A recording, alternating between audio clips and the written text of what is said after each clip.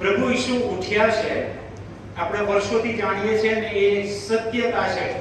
પૃથ્વી પર અત્યાર સુધી ઘણા લોકો આવ્યા અને એમણે દાવા પણ કર્યા ઈશ્વર તરીકે હોવાના અથવા તો દૈવી શક્તિ તરીકે હોવાના. બધા દાવા કર્યા, બધું જ એમણે કર્યું, પણ એ બધાથી પ્રભુ ઈસુ એકદમ અલગ જ છે.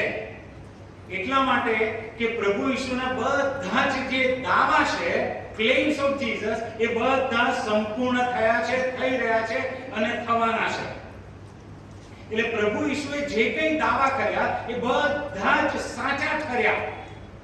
પ્રભુ ઈસુ આવ્યા અને એમને જે દાવો કર્યો કે હું ઉપરથી આવ્યો છું, હું ઈશ્વર પુત્ર છું, હું મસીહા છું, આ જે દાવો કર્યો, આપણે જોયું હતું કે વધસ્તંભ પર જ્યારે હતા ત્યારે કેટલા લોકોએ એમને કહ્યું કે આ દાવો તમે પૂરો કરો, આ દાવો તમે સાબિત કરો કે તમે આ છો. પણ પ્રભુ ઈસુએ ના કર્યું. પ્રભુ ઈસુએ પોતે પોતાનો દાવો જે છે એ સાબિત ના કર્યો,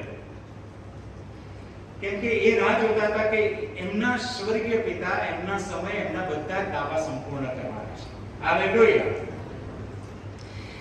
આજે આપણે જે જોવાના છીએ એ જોવાના છે કે પ્રભુ ઈસુ પુનરુત્થાન પામ્યા, એ જીવે છે, આજે પણ જીવે છે, પણ એનાથી પ્રભુ ઈસુ ના જીવનમાં શું ફેરફાર આવ્યો અને તમારા મારા જીવનમાં શું ફેરફાર આવ્યો. એ તો પુનરુત્થાન પામ્યા, મૃત્યુને વશ કર્યું, મૃત્યુને જીત્યા, એનાથી એમનામાં શું ફેરફાર આવ્યો અને એમનામાં ફેરફાર આવ્યો છે, તો હવે આપણા જીવનમાં શું ફેરફાર આવ્યો અથવા તો એમનું પુનરુત્થાન મને કઈ રીતે લાભદાયી, મને શું ફાયદો થાય એમના પુનરુત્થાનથી, એ ખાસ અત્યારે આપણે જોઈશું. યોહાનની સુવાર્તા એનો પહેલો અધ્યાય. પ્રભુ ઈસુના પુનરુત્થાનથી તમને અને મને શું ફાયદો? યોહાનની સુવાર્તા પહેલો અધ્યાય. યોહાનની સુવાર્તા પહેલો અધ્યાય 8મા વચનથી. તે એટલે યોહાન જે બાપ્તિસ્મા આપનાર હતા, તો તે અજવાળું ન હતો, પણ તે અજવાળા વિશે સાક્ષી આપવાને તે આવ્યો હતો. ખરું અજવાળું તે હતું કે જે જગતમાં આવીને દરેક માણસને પ્રકાશ આપે છે. તે જગતમાં હતો. હવે યોહાન વિશે કહેવામાં આવ્યું કે યોહાન તો આવ્યા, પણ જે જગત ખરું અજવાળું હતું ને, યોહાન બાપ્તિસ્મા નહોતા. ખરો જે પ્રકાશ હતો ઈશ્વર તરફથી જે હતું એ યોહાન બાપ્તિસ્મા નહોતા. યોહાન બાપ્તિસ્માએ તો એ અજવાળા વિશે સાક્ષી આપી. 10મું વચન. તે જગતમાં હતો. એટલે હવે જે અજવાળા વિશે વાત કરી રહ્યા છે અને પ્રભુ ઈસુ વિશે વાત કરી રહ્યા છે કે એ પ્રભુ ઈસુ જગતમાં હતા અને જગત તેમનાથી ઉત્પન્ન થયું હતું. એટલે આખું જગત પ્રભુ ઈસુથી ઉત્પન્ન થયું, તો પણ જગતે તેમને ઓળખ્યો નહીં. રાઈટ? જગત ઓળખ્યો નહીં પ્રભુ ઈસુને, એટલે તેમને વધસ્તંભે ચડી દીધા. જો એ ઓળખી ગયા હોત તેમને વધસ્તંભે ના ચડે, પણ વધસ્તંભે એટલા માટે ચડ્યા કે એમને એ લોકોએ ઓળખ્યા નહીં, તો પણ જગતે તેમને ઓળખ્યો નહીં. 11. તે પોતાનાની પાસે આવ્યો. પ્રભુ ઈસુ કોની પાસે આવ્યા? પોતાનાની પાસે, એટલે ઇસ્રાએલ પ્રજાની પાસે આવ્યા. પ્રભુ ઈસુ ઇસ્રાએલ પ્રજાની પાસે, પોતાના પાસે આવ્યા, પણ પોતાના લોકોએ તેમનો અંગીકાર કર્યો નહીં. યહૂદીઓને સ્વીકાર્યા નહીં. રાજા તરીકે, એમના પોતાના રાજા તરીકે, મસીહા તરીકે, એ જે અનોઇન્ટેડ વન, અભિષેક જે હતો, એ તરીકે પ્રભુ ઈસુને યહૂદીઓએ સ્વીકાર્યા નહીં. એ પોતાનાની પાસે આવ્યો અને પોતાના લોકોએ એમનો અંગીકાર કર્યો નહીં. અને 12મું વચન બહુ જ મહત્વનું છે.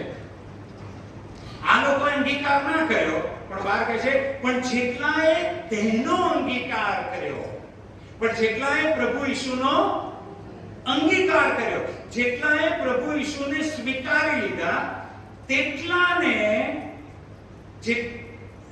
જેટલાએ તેનો અંગીકાર કર્યો, એટલે જેટલા તેના નામ પર વિશ્વાસ કરે છે, એટલે જેટલાએ વિશ્વાસ કર્યો તેટલાને તેણે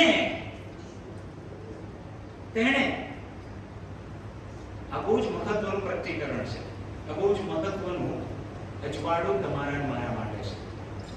જેટલાએ તેનો એટલે ઈસુનો અંગીકાર કર્યો, જેટલાએ તેના નામ પર એટલે ઈસુના નામ પર વિશ્વાસ કર્યો, તેટલાને તેણે ઈશ્વરના છોકરા થવાનો અધિકાર આપ્યો. ઈશ્વરના બાળકો થવાનો અધિકાર કોણે આપ્યો?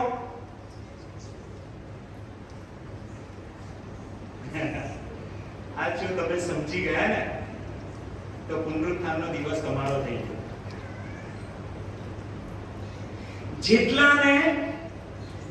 જેટલાએ તેનો અંગીકાર કર્યો, જેટલાએ તેના નામ પર વિશ્વાસ કર્યો, તેટલાને તેને ઈશ્વરના દીકરા થવાનો અધિકાર આપ્યો. એટલે ઈશ્વરના દીકરા થવાનો અધિકાર કોણે આપ્યો? પ્રભુ ઈસુએ. ઈશ્વર પિતાએ નહીં. ઈશ્વર પિતાએ એમના બાળકો થવાનો અધિકાર નહીં આપ્યો. પ્રભુ ઈસુએ આપણને, જેમણે સ્વીકાર કર્યા, અંગીકાર કર્યો, એટલાને પ્રભુ ઈસુએ ઈશ્વરના છોકરા થવાનો અધિકાર આપ્યો. બહુ જ રસપ્રદ, બહુ જ ઊંડું રહસ્ય છે આ. પ્રભુ ઈસુ એ પોતે ઈશ્વરના દીકરા હતા. પ્રભુ ઈસુ પોતે ઈશ્વરના દીકરા હતા. અને હવે પ્રભુ ઈસુએ શું કર્યું કે જેટલાએ પ્રભુ ઈસુનો સ્વીકાર કર્યો એ બધાને એમણે પ્રભુ ઈસુના દીકરાને દીકરી હોવાનો અધિકાર આપ્યો. આવું કેમ? સાચા અર્થમાં તમે વિચાર કરો કે દીકરાને દીકરી હોવાનો અધિકાર ખરેખર કોણ આપે? રાઈટ? દીકરાને દીકરી હોવાનો અધિકાર કોણ આપે? મા બાપ આપે. મા બાપ આપે અધિકાર કે હવેથી તું મારો દીકરો છે, હવેથી તું મારી દીકરી. મા બાપની પાસે અધિકાર છે દીકરાને દીકરી બનાવવાનો. એ અધિકાર આપી શકે. પણ અહીંયા કંઈક અલગ થયું. ઈશ્વર પિતાએ અધિકાર નથી આપ્યો એમના બાળકો બનવાનો. પ્રભુ ઈસુએ એ અધિકાર આપ્યો. કેમ આવું? જો તમારા જે બાળકો છે ને, રાઈટ, ઉદાહરણ તરીકે રોબિનભાઈને જ લઈ લઈએ કે રોબિનભાઈ તમે ઓળખો છો બધા, અને રોબિનભાઈનો એક દીકરો છે, રાઈટ? ઓકે, રોબિનભાઈએ એમનો જે દીકરો છે એને અધિકાર આપ્યો છે કારણ કે એમના જ કુટુંબમાં જન્મ લીધો. એટલે એનો રોબિનભાઈનો જે અધિકાર છે એ એમણે એને આપ્યો કે તું મારો દીકરો છે. તો હવે વિચાર કરો કે રોબિનભાઈની જે સંપત્તિ છે એ કોની થઈ? સોરી દીકરા, તારું નામ શું? એરોન. ઓકે, રોબિનભાઈની જે સગળી સંપત્તિ છે ને બધું જ જે છે એ કોનું? એરોનનું. કેમ એરોનનું? કેમ કે રોબિનભાઈએ અધિકાર આપ્યો છે. તમે સમજો આ વાત? રોબિનભાઈના ઘરમાં એ જન્મ્યો એટલે રોબિનભાઈએ અધિકાર આપ્યો તું મારો છે એટલે મારું જે કંઈ છે એ બધું તારું છે. પ્રભુ ઈસુ કોના દીકરા? ઈશ્વરના પુત્ર. તો ઈશ્વરનું જે બધું છે એ કોનું? રાઈટ. ઈશ્વરનું જે કંઈ છે એ બધું પ્રભુ ઈસુનું થયું. રોબિનભાઈનું જે કંઈ છે એ બધું રોબિનભાઈના દીકરાનું થયું. વારસામાં એને આ બધું જ મળ્યું જે રોબિનભાઈ પાસે છે. હવે વિચાર કરો કે રોબિનભાઈ બીજા એક દીકરાને દત્તક લે છે. કોણ લે છે? રોબિનભાઈ. રોબિનભાઈ બીજા એક દીકરાને અધિકાર આપે છે કે હવેથી તું મારો દીકરો. તમે તમારી જોડે છો ને? સમજી રહ્યા છો? ઓકે, એરોન તો છે પણ રોબિનભાઈએ બીજા એક દીકરાને કહ્યું કે હવેથી તું મારો દીકરો. હવે રોબિનભાઈની જે સંપત્તિ છે એનું શું થયું? રાઈટ. સમજ્યા તમે? રોબિનભાઈએ પેલાને પોતાનો દીકરો બનાવ્યો, દત્તક કર્યો, એટલે હવે રોબિનભાઈની જે સંપત્તિ હતી એના બે ભાગ. એટલે 50% હવે એરોનનું, એરોન સોરી 50% અને 50% બીજો જે દત્તક થયો એનું 50% થયું. એટલે જો પિતા પોતાના છોકરા હોવાનો અધિકાર આપે તો એનો વારસો વહેંચાઈ જાય. એટલે સ્વર્ગીય પિતા જો તમને ને મને ઈશ્વરના દીકરા દીકરી હોવાનો અધિકાર આપે તો પ્રભુ ઈસુને જે વારસો મળ્યો એ વારસો વેચે છે. પણ બાઇબલ એવું નથી કહેતી. Praise the lord, hallelujah.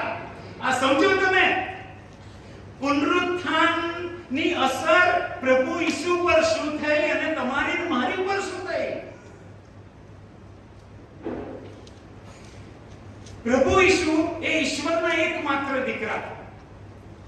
એમની પર જેમણે વિશ્વાસ કર્યો, પ્રભુ ઈસુનો જેમણે અંગીકાર કર્યો, એ બધાને પ્રભુ ઈસુએ અધિકાર આપ્યો. પ્રભુ ઈસુએ અધિકાર આપ્યો કે હવેથી તું મારી સાથે મારા પિતાનો દીકરો. એટલે આ કેસમાં હવે શું થાય છે કે એરોન પોતે, રોબિનભાઈ નહીં, એરોન પોતે એનો જે મિત્ર છે એને કહે છે હવેથી હું તને મારા પિતાનો દીકરો હોવાનો અધિકાર હું તને આપું છું. ઓ જીસસ, હાલેલુયા, હાલેલુયા. એટલે એરોનનું જે કંઈ છે એને વારસામાં જે કંઈ મળ્યું છે, એરોને શું કીધું કે તું હવેથી મારા પિતાનો દીકરો છે. એટલે આપણે બંને ભાઈઓ થયા, આપણે બંને ભાઈઓ થયા. પણ એરોન એને અધિકાર આપે છે ને, એટલે એરોનનો જે વારસો છે એ વારસો એના ભાગ થતા નથી. કેમ કે એરોને પોતાની ઈચ્છાથી એને ભાઈ બનાવ્યો. એટલે એનો વારસો જે છે એના ભાગ થતા નથી. એટલે એરોનના હાથમાં ગાડીની ચાવી હોય ને, વારસામાં ગાડી મળી હોય, એક જ ગાડી મળી હોય, અને જો રોબિનભાઈ પેલાને દત્તક બનાવે તો એ ગાડીનું શું થશે? ગાડીના બે ભાગ થાય. ગાડીના બે ભાગ થાય. પણ એરોને જ એને કે હવેથી તું મારો ભાઈ અને મારા પિતાનો તું દીકરો. તો હવેથી એ ગાડીનું શું થશે? એ ચાવી છે ને બંનેના હકમાં આવી. એ ગાડીની ચાવી હવે બંને પાસે છે. કોઈ પણ એનો ઉપયોગ કરી શકે છે. ભાગલા નથી. એ બંને વચ્ચે હવે સંબંધ છે. ભાઈઓ પોતે બન્યા છે. એટલે હવે એમાં કોઈ ભાગલા પડશે નહીં. એનો અર્થ એ થયો કે રોબિનભાઈની જે સંપત્તિ છે જે એરોનને મળી, એ બધી જ સંપત્તિ બીજો જે એરોને જેને ભાઈ બનાવ્યો, અધિકાર આપ્યો પિતા દીકરા હોવાનો, એ બધું જ સંપત્તિ હવે ઉપયોગ કરી શકે છે. આ આત્મિક રીતે બહુ મોટું રહસ્ય પુનરુત્થાનને લીધે તમારા ઘણા માટે છે. તો હવે સમજ કે પ્રભુ ઈસુનું જ્યારે પુનરુત્થાન થયું ત્યારે પ્રભુ ઈસુને કયા ફેરફાર આવ્યા, એમના જીવનમાં શું થયું. એફેસોને પત્ર એનો બીજો અધ્યાય, પહેલો અધ્યાય. એફેસોને પત્ર એનો પહેલો અધ્યાય.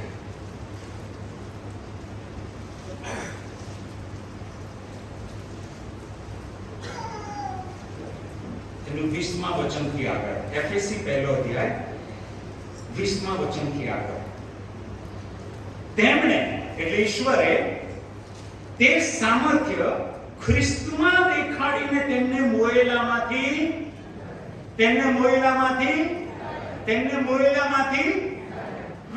ઈશ્વરે પ્રભુ ઈસુને મરણમાંથી ઉઠાડ્યા. શું થયું પછી ઉઠાડ્યા પછી? પ્રભુ ઈસુમાં ફેરફાર કયો આવ્યો જુઓ હવે 21. અને સર્વ બોલો રાજ સત્તા, અધિકાર, પરાક્રમ, ધણીપણું માત્ર આ કાળમાંનું નહીં પણ ભવિષ્ય કાળમાંનું. વાહ! જોયું તમે? પ્રભુ ઈસુને મરણમાંથી સજીવન કરવામાં આવ્યા પછી શું થયું કે એ સર્વ શબ્દ છે ને, જો પેન હોય તો સર્વ પર અંડરલાઈન કરજો તમારા બાઇબલમાં. સર્વ રાજ્ય સત્તા, સર્વ રાજ સત્તા. પૃથ્વી પર કેટલી સત્તાઓ છે રાજ્યની? એ બધા જ આવી ગયા. પૃથ્વી પરના જે રાજાઓ છે ને, રાજની સત્તાઓ છે, એ બધી જ આવી ગઈ. સર્વ સત્તા, સર્વ રાજ્ય સત્તા. એટલે આખી વિશ્વનો કોઈ દેશ, કોઈ રાજા બાકી નહીં. જેની પાસે રાજ્યની સત્તા છે ને, એ સગડા વિશે વાત કરે છે કે એ બધા, એ રાજ્ય સત્તા, પછી અધિકાર. સગળો પૃથ્વી પર જે કઈ અધિકારીઓ છે, તમારા ઘરથી ચાલુ કરો. તમારો ઘરનો અધિકાર કોને છે? આગેવાન કોણ તમારા ઘરનો? પુરુષ. પુરુષનો આગેવાન જે કરે. તમે જે જગ્યાએ નોકરી કરો છો ને, તમારા જે અધિકારી છે એના વિશે પણ એ લખવામાં આવ્યું છે. સર્વ અધિકાર.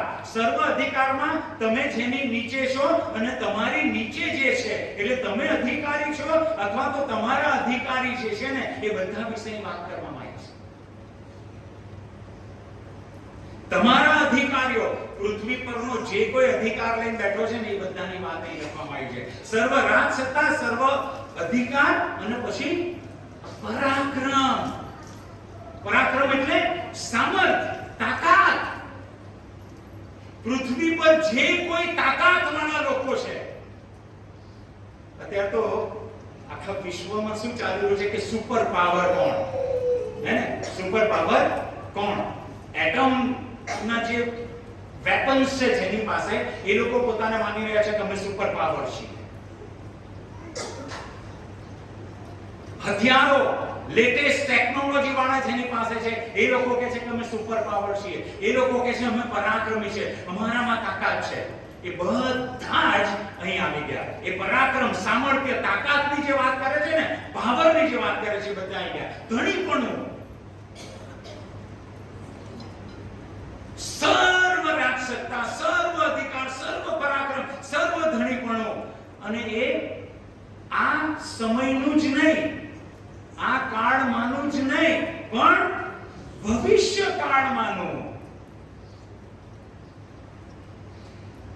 દરેક જે નામ હોય, એટલે અધિકારીનું નામ બોલી દો, રાજ્ય સત્તાનું નામ બોલ દો, કોઈ પરાક્રમી હોય એનું નામ બોલ દો, જે ધણીપણું કરતો એનું નામ બોલ દો. બધા જ નામ, કોઈ પણ નામ વિશ્વમાં તમે નક્કી કરી લો, પણ કયું નામ. ઇવન તમને કોઈ હેરાન કરી રહ્યું છે, તમારા બોસ કે જે કંઈ હોય એનું નામ, એ બધા જ નામ, એ બધા દરેક જે નામો, એ સર્વ કરતા ઊંચા કરીને, એ સર્વ કરતા ઊંચા. પ્રભુ ઈસુની વાત કરવામાં આવી છે. એમને મૃત્યુમાંથી ઉઠાડ્યા અને પછી સર્વ જે નામો છે ને, એ બધા નામો કરતા ઊંચું નામ, એ બધા કરતા ઊંચું નામ એમને આપ્યું અને જમણી તરફ સ્વર્ગીય સ્થાનોમાં તેમને બેસાડ્યા. Hallelujah, praise the Lord. પ્રભુ ઈસુને વધસ્તંભ પરથી ઉઠાડ્યા, મરણ પામ્યા, પણ એ મરણમાંથી ઉઠાડ્યા અને સગળા કોઈ પણ નામ હોય ને, એ બધાથી નામથી ઊંચું નામ પ્રભુ ઈસુને આપ્યું. તમે સમજો છો આનો અર્થ? પ્રભુ ઈસુને કહેવામાં આવ્યું કે તમે સાબિત કરો તમારા દાવા, તમે ઈશ્વર પુત્ર છો, સાબિત કરો. પ્રભુ ઈસુએ કઈ સાબિત કરવાની જરૂર નથી. એમના પિતાએ સાબિત કર્યું. એમના પિતાએ સાબિત કર્યું કે આ મારો દીકરો છે ને, સગડાથી ઉપર છે. એટલે વાલાઓ, પૃથ્વી પર જે કંઈ બધા ધર્મ છે, બધી રાજ સત્તાઓ છે, બધા રાજકારણીઓ છે, તમારા અધિકારીઓ છે, જે કોઈ છે, એ બધા નામથી ઉપર ઈસુનું નામ મૂકવામાં આવ્યું છે. હાલેલુયા. ઈસુ સર્વના અધિકારી બન્યા. ઈસુ સર્વના અધિકારી છે. તમે સમજ્યા? પુનરુત્થાન પામીને પ્રભુ ઈસુ એ સરપંચ નહીં બન્યા, એ કોઈ ગામના આગેવાન નહીં બન્યા, એ કોઈ રાજ્યના આગેવાન નહીં બન્યા, કોઈ દેશના આગેવાન નહીં બન્યા, કોઈ ખંડના આગેવાન નહીં બન્યા. ઈશ્વર પિતાએ એમને આખી સૃષ્ટિ પર સૌથી ઊંચા મૂકી દીધા. આ તમારા મારા ઈસુ છે. આ તમારા મારા ઈસુ કે જે મરણ પામ્યા, પણ મરણને હરાયું અને હરાવાથી ઈશ્વરે એમને સર્વ નામોથી ઊંચું આપી અને એમના જમણી તરફ, એવું લખ્યું છે, ઈશ્વર પિતાની જમણી તરફ સ્વર્ગીય સ્થાનોમાં બેસાડ્યા. એટલે પ્રભુ ઈસુ પૃથ્વી પર નથી. પ્રભુ ઈસુ પૃથ્વી પર નથી. એમને ક્યાં બેસાડ્યા?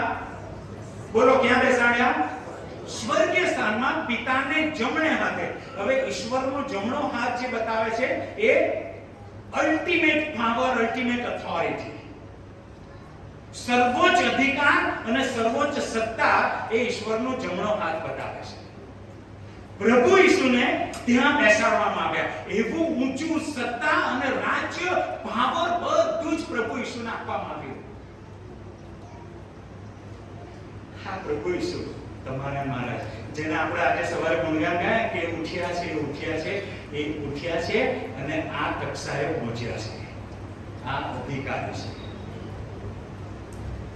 એટલે આપણે જે ઈશ્વરની આરાધના કરીએ છીએ ને, એ આવા તેવા નથી, એ તાકાત વાળા છે, સ્વર્ગીય સ્થાનોમાં બેઠેલા છે, સર્વથી ઉપર છે. તો બનાવો હવે મંડળીએ શાનાથી ગભરાવાની જરૂર? કોણ રાજ કરે છે અને કોણ તમારા અધિકારી છે? Who cares? તમને શું થઈ રહ્યું છે, કોણ સતાઈ રહ્યું છે, કોણ, એ બધાથી ઉપર ઈસુ છે. આપણને ખાલી દેખાતા નથી. આપણા જે ઇમિડિયેટ અધિકારી છે ને એનાથી ગભરાઈએ છીએ આપણે.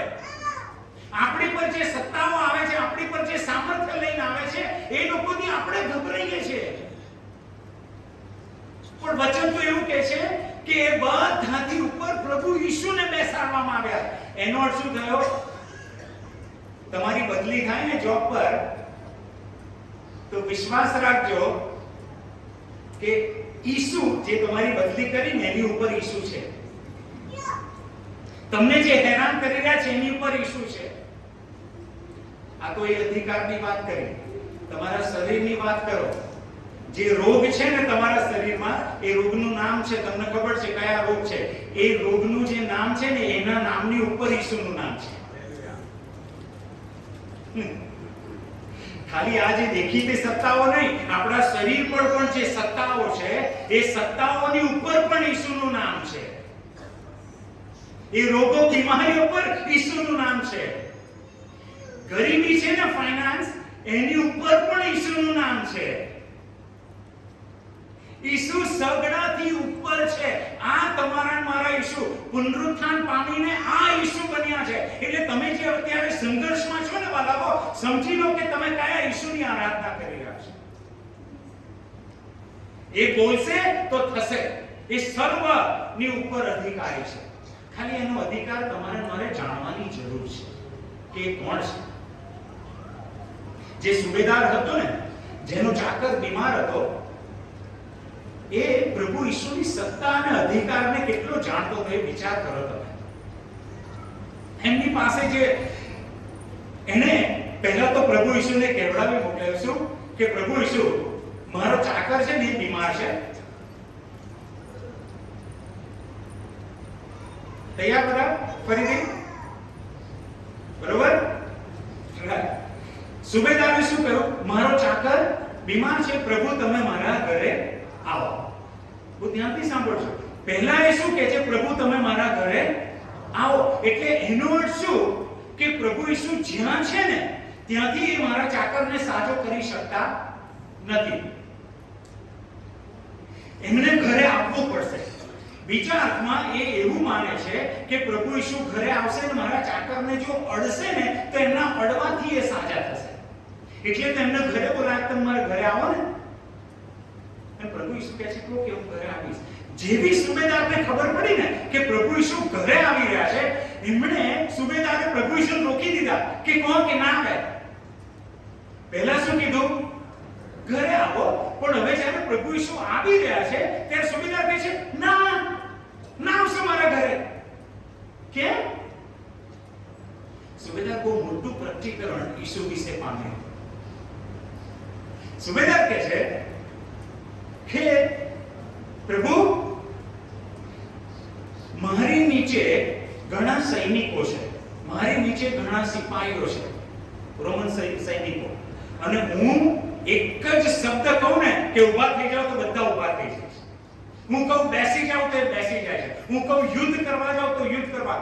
હું અધિકારી છું એટલે મારો જે શબ્દ નીકળે ને એ બધું જ પાલન કરે છે. અને મારી ઉપર જે અધિકારી છે એ જે બોલે એનું પાલન હું કરું છું. એટલે સુબેદારને છે ને શબ્દમાં જે સામર્થ્ય છે, શબ્દમાં જે અધિકાર છે ને એ અધિકારની એને ખબર છે. એટલે એને હવે શું કર્યું? એને કીધું પ્રભુ હવે તમારા ઘરે આવવાની જરૂર નથી. કેમ? કેમ કે એને વિશ્વાસ કર્યો કે તમે જ્યાં છો ને ત્યાંથી હવે શબ્દ બોલી દો. જ્યાં છો ત્યાં હવે શબ્દ બોલી દો. અંતર હવે તમારા માટે કશું નથી. તમે જ્યાંથી શબ્દ બોલશો ને એ બીમારી તમારું સાંભળશે. હાલેલુયા. ચાકરમાં જે બીમારી હતી ને એ બીમારીનું જે નામ હશે એનાથી ઉપર નામ ઈસુનું હતું. અને સુબેદારને ખબર પડી, એને ખબર પડી કે વાહ, ઈસુ આવવા માંગે છે ને તો એમની ઈચ્છા છે તો વાંધો નહીં. સામર્થ્ય વિશે એને પ્રશ્ન નતો, ઈસુની ઈચ્છા વિશે પ્રશ્ન હતો કે આવશે કે નહીં. કેમ કે હું તો રોમન છું અને યહૂદી કેવી રીતે મારા ઘરે આવે? પણ એ પ્રભુ ઈસુના શબ્દનો જે અધિકાર છે ને એ જાણતો હતો. એટલે એને કીધું હવે તમારે મારા ઘરે આવવા જરૂર નથી, તમે બોલી નાખો. ભલાવો આ વિશ્વાસ તમારે મારે એ ઈસુના અધિકાર પર રાખવાનો છે. જે કઈ સંઘર્ષમાં તમે છો ને, પુનરુત્થાનનો દિવસ તમારા માટે છુટકારાનો દિવસ હોવો જોઈએ. આજે જે કઈ સંઘર્ષ છે, જે તકલીફો છે ને એનું નામ છે, એની નામ ઉપર ઈસુનું નામ તમે બોલો. જે રોગ છે એની નામ પર ઈસુનું નામ તમે બોલો. જે વ્યક્તિ તમને હેરાન કરી રહી છે એની પર ઈસુનું નામ તમે બોલો. ઈસુ સર્વોચ્ચ છે, અધિકારી છે, પિતાને જમણે હાથે બેઠા છે. આખું વિશ્વ એ લઈને બેઠા છે, તમારું જીવન લઈને બેઠા છે, બધું જ એમની પાસે છે. આ ઈસુને ઓળખો, આ ઈસુને ઓળખો કે કોણ છે. જ્યાં સુધી આપણે આપણા અધિકારીને નહીં ઓળખીએ ત્યાં સુધી એમના અધિકારનો ઉપયોગ નહીં કરીએ. તમારી કંપનીનો માલિક જોડે તમારો જોરદાર સંબંધ હોય તો સંબંધનો ઉપયોગ તમે કેવો કરશો? ગભરાશો પછી કંપનીમાં? તમે બિલકુલ નહીં ગભરાઓ. કંપનીમાં ગમે તેવું થાય ને એની અસર તમારી પર નહીં થાય. કેમ? તમે જાણો છો કંપનીનો જે અધિકારી છે એ મારો મિત્ર છે. તો હવે કંપનીમાં મને કોઈ એ તમે વિચાર કરો, આપણે જે રહીએ છીએ ને આ પૃથ્વી એ કંપની છે ને એનો માલિક છે. બધું એના હાથમાં છે. તમારું જીવન, તમારું કુટુંબ, તમારું શરીર, તમારું ફાઇનાન્સ બધું એના હાથમાં છે. જાણો તમે.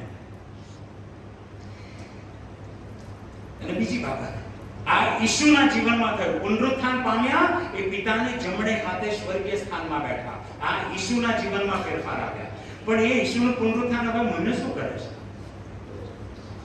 એફએસસીના પત્ર જે પહેલો જ અધ્યાય આપણે વાંચીએ છીએ એનું 19મું વચન.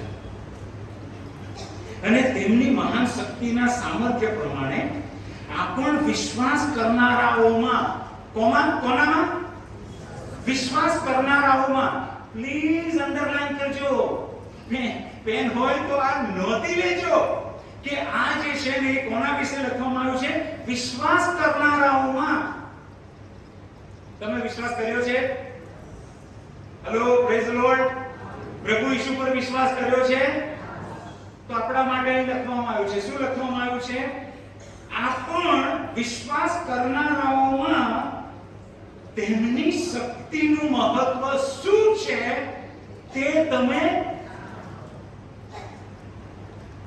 પાઉલ એફએસસીની મંડળી માટે આ પ્રાર્થના કરી કે તમારામાં જે વિશ્વાસ કર્યો છે ને તો એમાં તમારામાં ઈસુની તાકાત શી છે? ઈસુનું સામર્થ્ય તમારામાં, ઈસુમાં નહીં. તમે જુઓ, પ્રભુ ઈસુમાં જે અધિકાર છે એ જાણવાની વાત નહીં કરતા, તમારામાં એની શક્તિનું સામર્થ્ય શું છે. હવે એનો જે અધિકાર છે એના અધિકારની અસર તમારા જીવન પર શું ચાલી રહી છે એ જાણો. એની અસર તમારામાં શું છે જાણો. તમે કેટલું બચાયો?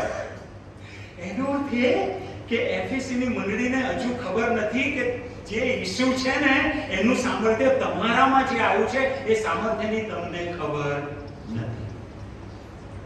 એટલે તમે નિરાશ, હારેલું, થાકેલું નારાજ એવું જીવન તમે જીવી રહ્યા છો. કેમ? તમારામાં જે તાકાત આવી ગઈ છે, તમારામાં જે સામર્થ્ય આવી ગયું છે, એ તમે જાણ્યું નથી. એટલે પહેલું ઈસુને જાણો કે આપણે એ પુનરુત્થાન પામેલા ઈસુ કોણ છે, ક્યાં બેઠા છે, અને બીજું એ બેઠા છે તો એમની અસર મારામાં શું થઈ.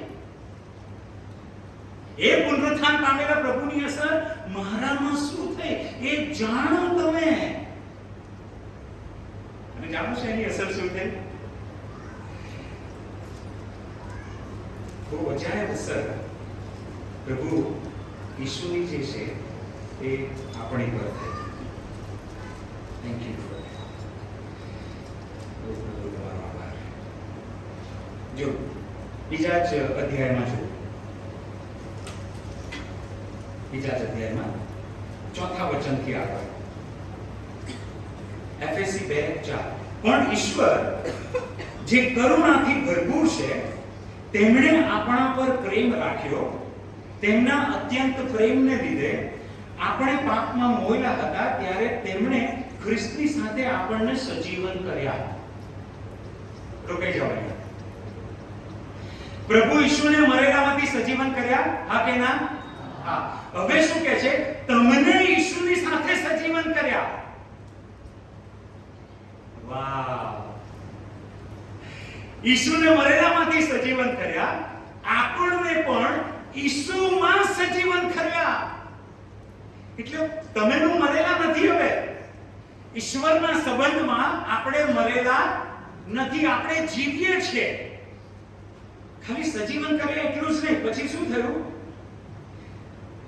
સજીવન કર્યા, કૃપાથી તમે તારણ પામેલા છો. છઠ્ઠું વચન, અને તેની સાથે જો સજીવન કરવા અને ઉઠાડવા આમાં ફરક છે. કોઈને તમે સાજો કરો, ધારો કે પ્રભુ ઈશ્વરે પેલા ભિખારીને સાજો કર્યો અને પછી ત્યાં ભીખ માંગવા બેસાડ્યો હતો, એનો મતલબ શું? પણ પ્રભુ એવું નહીં કર્યું કે જે તમને સજીવન કર્યા અને જે જગ્યાએ તમારું સ્થાન હતું ને ત્યાં રહેવા નહીં દીધા, સજીવન કરીને તમને ઉઠાડ્યા. ઉઠાડીને પણ શું કર્યું? ખ્રિસ્ત ઈસુમાં સ્વર્ગીય સ્થાનોમાં તેમની સાથે બેસાડ્યા. અમેઝિંગ! હાલેલુયા! મંડળી, આપણે કેમ શાંત બેસી શકીએ આવા પ્રત્યક્ષીકરણને માટે, આવા સત્યને માટે કેમ શાંત બેસી શકીએ? બાઇબલ કહે છે ઈશ્વરે ઈસુને મરેલામાંથી ઉઠાડ્યા અને સ્વર્ગીય સ્થાનમાં પિતાને જમણે હાથે બેસાડ્યા. અને હવે વિશ્વાસીઓની વાત કરે છે કે જેણે એનો અંગીકાર કર્યો, એના નામ પર વિશ્વાસ કર્યો, એને ઉઠાડ્યા અને એને ઈસુની સાથે સ્વર્ગીય સ્થાનમાં બેસાડ્યા. તમને અને મને સ્વર્ગીય સ્થાનમાં બેસાડ્યા છે.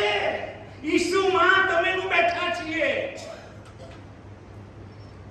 તમે કહેશો, હિરેનભાઈ, હું તો અહીંયા હોલમાં બેઠો છું. રાઈટ. શરીરની રીતે આપણે અહીંયા હોલમાં છીએ, પણ આત્મામાં પ્રભુ ઈસુ પિતાને જમણે હાથે બેઠા છે ને. પ્રભુ ઈસુમાં તમને ને મને સ્વર્ગીય સ્થાનમાં બેસાડ્યા. તમે ઈસુમાં છીએ બાળકો. આપણે ઈસુમાં આવી ગયા. ઓ પ્રભુ, કેટલું અજાયબ કામ કર્યું. જે નાશમાં જતો હતો એને સ્વર્ગીય સ્થાનમાં ઈસુમાં બેસાડી દીધો. આપણે ઈસુની સાથે એક આત્મા થઈ ગયા. ઈસુની સાથે એક આત્મા. બાઇબલ કહે છે જે ઈસુની સાથે જોડાય છે હવે તે એક આત્મા થઈ ગયો. ઈસુનો આત્મા ને આપણો આત્મા એક થઈ ગયા. આપણે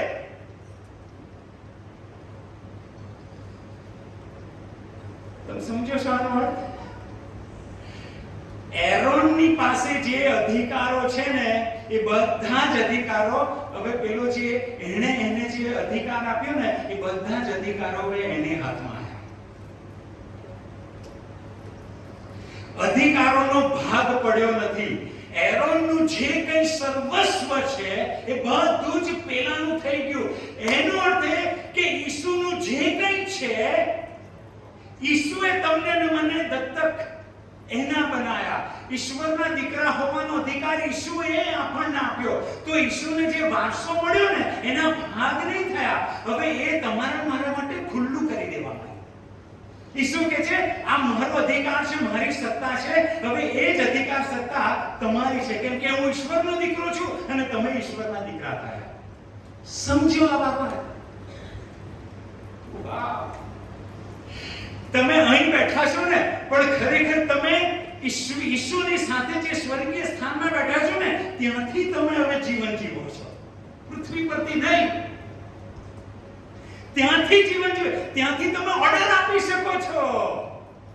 ઈસુની અંદર તમે છો અને આપણામાં ઈસુ છે. એક આત્મા થઈ ગયા છીએ. સમજો આ સત્ય. પુનરુત્થાનની આ અસર ઈસુ પર થઈ અને હવે તમારા મારા જીવન પર થઈ. આપણે અધિકારીઓ બન્યા છીએ. અહીંયા જે બધું લખ્યું ને ઈસુના માટે, રાજ, સત્તા, અધિકાર, પરાક્રમ, ધણીપણું, આ કાળવાનું નહીં, આવનાર કાળવાનું, એ જે સર્વ નામ ઊંચું આપવામાં આવ્યું ને, તમને મને એ નામમાં લઈ ગયા છે. એ નામ તમારું મારું થયું છે. ઈસુનું નામ ને તમારું નામ મિક્સ થઈ ગયું છે. એને કોઈ છૂટા નહીં પાડી શકે. બાળકો, મંડળીને પ્રભુ ઈસુએ અધિકારી તરીકે પૃથ્વી પર મૂક્યા છે. તમે અધિકારીઓ છે. ઈસુના અધિકારને જાણો અને એમાં હવે ઓપરેટ કરો. અધિકાર છે ને, તમારે લેવો પડે. અધિકાર માટે બોલવું પડે. બોલો તમે થશે. ઈસુને સુબેદારે કીધું તમે બોલો અને મારો ચાકર જે છે એ સાચો થશે. ઈસુ કહે છે તારો વિશ્વાસ છે અને સાચો થયો. બોલો, તમારો અધિકાર લો. મંડળી, હવેથી આપણે એવા લોકો છીએ કે હારેલા થાકેલા નથી. તમેનું અધિકારીઓ છીએ. જે ભૂતકાળ હતો ને, જેવા કુટુંબોમાંથી આપણે આવ્યા, એ કુટુંબના નથી. હવે ઈશ્વરના કુટુંબના છે. એવી રીતે જીવો. હવે અધિકારી તરીકે જીવો. જેટલાએ ઈસુના નામ પર વિશ્વાસ કર્યો અને એનો અંગીકાર કર્યો, એ સર્વને એણે ઈશ્વરના દીકરા હોવાનો અધિકાર આપ્યો. છેલ્લે બહુ મહત્વની અલગ વાત, અધિકાર મળ્યો, અધિકાર આપ્યો એમણે. એરોને પેલા દીકરાને કહ્યું કે હવેથી તું મારા પિતાનો દીકરો. અધિકાર આપ્યો. રોમનોને પત્ર 8મો અધ્યાય. અધિકાર આપ્યો એને, પણ હવે શું થાય છે? 8મો અધ્યાય 14મું વચન. રોમનોને પત્ર 8મો અધ્યાય 14મું વચન. રેડી? હા કે ના? યસ. કેમ કે જેટલા ઈશ્વરના આત્માથી દોરાય છે તેટલા ઈશ્વરના દીકરા છે. જેટલા ઈશ્વરના આત્માથી દોરાય છે તેટલા ઈશ્વરના દીકરા છે. અધિકાર મેળવવો અને અધિકાર મુજબ જીવવું, આ બંનેમાં ફરક છે. તમે એવા અધિકારી જોયા છે કે બધી સત્તાનું બધું એમની જોડે હોય, પણ એ ખરેખર કશું ના કરતો, એમનું ઉપજતું ના હોય, પણ એમની નીચે ન હોય ને એ બધી સહયોગ કરતો હોય. એટલે શું? એ છે અધિકારી, પણ એમનું ચાલતું એક્ઝેક્ટલી મંડળીની આ દશા છે. કેમ કે અધિકાર મળ્યો તમને, પણ ઈશ્વરના દીકરા તરીકે જીવન કોણ જીવી જાણે છે? જે ઈશ્વરના આત્માથી દોરાય છે તે. અધિકાર લઈને બેસી રહો એનાથી જીવનમાં ફેરફાર નહીં આવે મારાઓ. પણ એ અધિકારનો ઉપયોગ કરવો પડશે અને ઉપયોગના માટે ઈશ્વરના આત્માથી દોરવણી પામજો. તમે ઈશ્વરના આત્માથી દોરાય છે એ ઈશ્વરના દીકરાઓ છે. અધિકાર તો મળ્યો, પણ અધિકારનો ઉપયોગ એ ઈશ્વરના આત્માથી દોરાતા તમને મને અધિકારનો ઉપયોગ મળે છે. એ અધિકાર આપણે ઉપયોગમાં લાવી શકીએ છીએ ડે ટુ ડે જીવનમાં. મંડળી, આ સત્ય જાણવાની જરૂર છે. વર્ષોથી આપણે જાણીએ છીએ અને પોકાર બી કરીએ છીએ કે પ્રભુ ઈસુ ઉઠ્યા છે. ખરેખર તે ઉઠ્યા છે અને ઉઠ્યા છે, પણ ઊભા થઈને ક્યાં બેઠા છે? એ જાણવાની જરૂર છે. અને હવે એ જ્યારે આવા છે તો મેં એમની પર વિશ્વાસ કર્યો, તો એમણે મને અધિકાર આપ્યો કે એમની સાથે હું પણ ઈશ્વરનો દીકરો દીકરી બનીશ. તો હવે એ અધિકાર મુજબ હું જીવવાનું ચાલુ કરું. એટલે તમે જે કાર્યક્ષેત્રમાં છો ને, તમારે જમીન જોઈએ છે, મકાન જોઈએ છે, તમારે આત્માઓ જીતવા છે, તમારે કોઈને પ્રભુ પાસે લાવવો છે, જો ગમે તે હોય ને, બોલવાનું ચાલુ કરો, અધિકાર લેવાનું ચાલુ કરો. લો અધિકાર લેવાનું ચાલુ કરો, તો જ જીવનમાં ફેરફાર આવશે, તો જ પુનરુત્થાનની સાચી અસર આપણા જીવનમાં જોવા મળશે.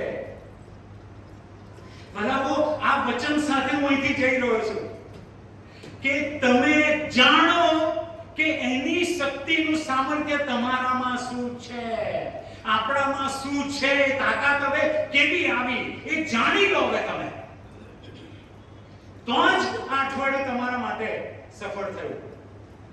બાકી અધિકાર પામ્યા છો, વિશ્વાસ કર્યો છે, અધિકાર મળ્યો છે, પણ અધિકારનો ઉપયોગ નહીં કરો તો જીવન ત્યાંનું ત્યાં જ, આપણી ક્વાર્ટર ત્યાંની ત્યાં જ. અધિકાર જે મળ્યો છે એનો ઉપયોગ કરવાનું ચાલુ કરો.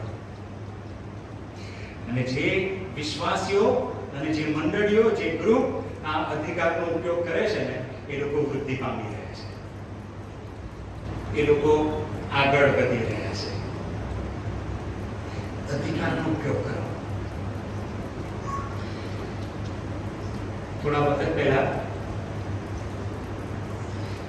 મારે યુએસ ની ટિકિટ, એર ટિકિટ કરાવવાની હતી. એટલે હું મારા સહાયક કિમાબેન અમે બંને ટ્રાવેલ એજન્ટની કેબિનમાં ગયા અને ત્યાં અમે બંને બેઠા. ટ્રાવેલ એજન્ટ ત્યાં હતા અને વાતચીત અમે કરતા હતા.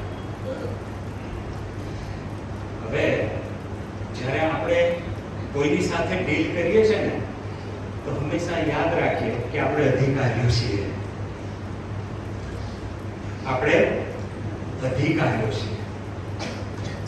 અને હું ને કિમા બંને પ્રભુ કહેતા હતા, યસ પ્રભુ, આ જે ટ્રાવેલ એજન્ટ છે, જે અમારી ટિકિટ કરવાના છે, એની પર તમારો અધિકાર છે અને એની પર મારો અધિકાર છે. તો આ જીવનનું શું કરવાનું છે કહો. પછી પ્રભુ ઈશ્વરે મને કહ્યું કે એમનો જે મોટો દીકરો છે, હવે પહેલી જ વાર મળી રહ્યા છે, ખબર નથી એમના જીવન વિશે એમને, પણ પ્રભુએ કહ્યું એમનો જે મોટો દીકરો છે એ બિઝનેસમાં બહુ ધ્યાન નહીં આપતો, એનું જીવન ખરાબ છે, ખોટા માર્ગે ચાલી રહ્યો છે, બિઝનેસ ખરાબ થઈ રહ્યો છે અને એનું જીવન ખરાબ થઈ રહ્યું છે. એ પ્રભુ ઈશ્વરે મને કહ્યું એમના દીકરા, મોટા દીકરા વિશે. એટલે પછી મેં એમને કહ્યું કે એક મિનિટ,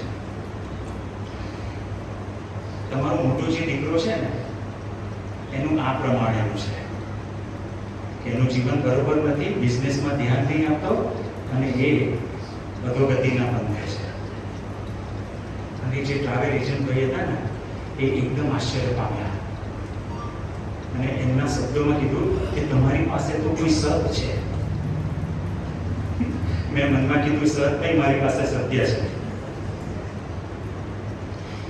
એમણે કીધું કે તમે જે કહો છો ને, એક્ઝેક્ટલી એવું છે કે મારો દીકરો દારૂ પીવે છે, જુગાર રમે છે, બિઝનેસમાં પૈસો આવતો નથી, એનું જીવન ખરાબ થઈ રહ્યું છે અને એનું કુટુંબ પણ હવે નાશમાં જઈ રહ્યું છે. અને તરત જ પ્રભુ ઈશ્વરે કિમાબેનને બી એ ભાઈના પત્ની વિશે કહ્યું. સી, તમે જ્યારે તમારા અધિકારનો ઉપયોગ કરો છો ને, ત્યારે શું થાય છે? પ્રભુએ કિમાબેનને કહ્યું. કિમાએ પછી કહ્યું કે ભાઈ, તમારા જે પત્ની છે ને, અત્યારે એમની તબિયત નહીં સારી. એ જે માણસ, એ પુનરુત્થાનના વિશ્વાસના નથી, બીજા વિશ્વાસના. એ માણસ બધું છોડી અમે સામે બેઠા છીએ, અમને હાથ જોડે છે. અન્ય વિશ્વાસમાં અમને હાથ જોડે છે, કે છે તમે બિલકુલ સાચું કહો છો. એમણે પૈસા બતાવ્યા કે 3 દિવસ પછી મારી પત્નીની સર્જરી છે, કે એની તબિયત નહીં સારી. હાથ જોડીને કહે છે, મને મારા કુટુંબને છોડાવો. તમે કહે છે છોડાવો, ખલાસ થઈ ગયા છે, મને છોડાવો. તમે વિચાર કરો, બનાવો, અમારે કોઈ લાંબી સુવાર્તા આપવાની જરૂર પડી ત્યાં? ના, અધિકારનો ઉપયોગ કરો. એ પ્રભુ ઈસુને જો જીવન વિશે ખબર છે તો મને ખબર પડવી જોઈએ, કેમ કે હું ઈસુમાં બેઠો છું અને ઈસુ મારામાં છે. મંડળી આ સત્ય સમજવું, સ્વીકારવું, એ રીતે જીવન જીવો તો મંડળીમાં ફેરફાર આવશે, મંડળીમાં વૃદ્ધિ થશે, આપણા જીવનમાં આગળ વધશે. વાળાઓ, મેં જે શિક્ષણ આપ્યું આખું અઠવાડિયું એ મારા અનુભવ પરથી આપું છું, મારું જ્ઞાન નહીં. મને જે પ્રભુ આપ્યું છે હું તમને આપી રહ્યો છું કે મારી સાથે તમે પણ આગળ વધો. ઈશ્વરનું રાજ્ય લાવવાનું છે. પુનરુત્થાન પામેલા પ્રભુ બધાની જોડે જવા માંગે છે. મંડળી હવે ઊભા થવાનું છે કે યસ, અમારો ઈશ્વર અધિકારી છે, આઈ જાવ એના રાજ્યમાં. તમારે તમારે અધિકારનો ઉપયોગ કરવાની જરૂર છે. ઈશ્વરના આત્માથી જેટલા દોરાય છે એ ઈશ્વરના દીકરાઓ છે. અધિકાર લઈને બેસી જાય એ નહીં. એટલે જાણો,